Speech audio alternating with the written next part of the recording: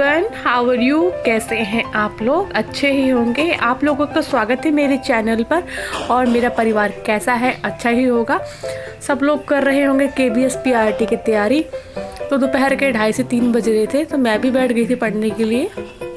अभी मेरे पास टाइम था पढ़ने का, तो दोपहर को अक्सर टाइम निकल ही आता है पढ़ने के लिए, तो मैं बैठ जाती हूँ पढ़ने के लिए। अभी यक्ष लेटा हुआ है, वो जग रहा है, वो डिस्टर्ब नहीं करता है। जब ज़्यादा भूख लगती है तो उसको मैं दूध बना के दे देती हूँ और वो अपना दूध पी लेता है। और मैं मैथ्स लेके बैठ गई हूँ, तो मैं ट्राइंगल चैप्टर कर रही हूँ। तो गाइस, मुझे ना अभी समझ में नहीं आ रहा है कि मैं मैथ्स कहाँ से करूँ। तो ये मेरे पास RS अग्रवाल की बुक थी, तो मैं उसी पे तैयारी कर रही थी। तो मैं सोच रही हूँ कि NCERT से पढ़ लूँ, क्लास 6 to 10th, या और दूसरी कंपटीशन बुक परचेज़ कर लूँ। तो गाइस, अगर आप कहाँ से पढ़ रहे हैं, NCERT से पढ़ रहे हैं मैथ्स, या कहाँ से पढ़ रहे हैं, तो प्लीज़ आप मुझे कमेंट करके बताना कि आप कहाँ से पढ़ रहे हैं। मुझे कुछ समझ में नहीं आ रहा है। पेडागोजी का तो मुझे अच्छे से समझ में आ गया कि कहाँ से पढ़ना है और किस तरीके से पढ़ना है, वो तो मुझे समझ में आ रहा है। बट ये है कि मुझे मैथ्स का अभी बिल्कुल समझ में नहीं आ रहा कहाँ से पढ़ूँ। और सुनने में ये आ रहा है कि फ़ेब के एंड तक हमारा KVS का एग्ज़ाम हो जाएगा। तो कभी कभी ये होता है कि इतनी जल्दी भी एग्ज़ाम हो जाएगा और प्रिपरेशन हो नहीं पाई है, तो डीमोटिवेट खुद से हो जाती हूँ। बट ये है कि डीमोटिवेट हमें नहीं होना है। बहुत से ऐसे लोग मिलेंगे जो हमें डीमोटिवेट करेंगे कि क्या करना है पढ़ के, और अभी आपका कोई साथ नहीं देगा।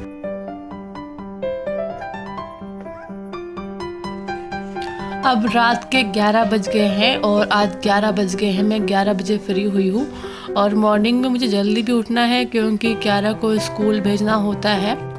बेटी अभी नर्सरी क्लास में है मेरी, और थोड़ी मेरी तबीयत मुझे खुद से ठीक नहीं लग रही है, तो मेरा टारगेट मॉर्निंग में जल्दी उठने का होता है, बट मैं उठ नहीं पाती हूँ स्टडी करने के लिए।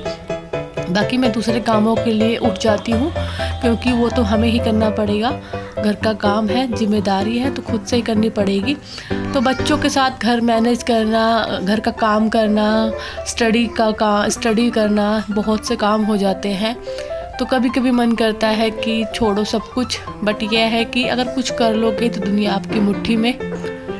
तब तक आप अपने काम पे काम करिए जब तक आप सफल नहीं हो जाते।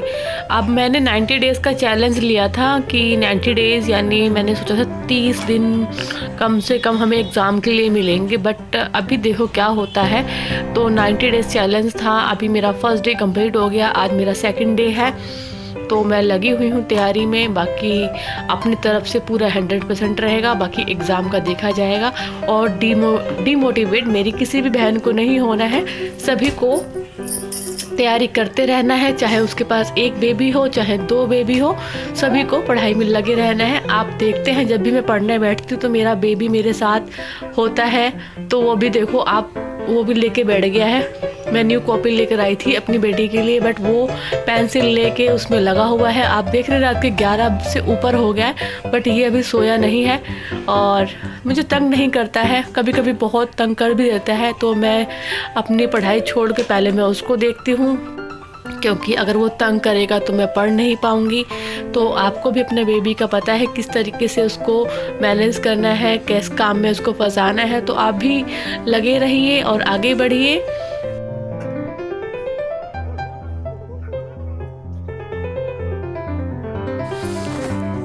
तो आज मैं लेट बैठी थी पढ़ने के लिए 11 बजे। जैसे मैं 10 से 12:30 तक पढ़ती हूँ, 12 तक पढ़ती हूँ मॉर्निंग नाइट में।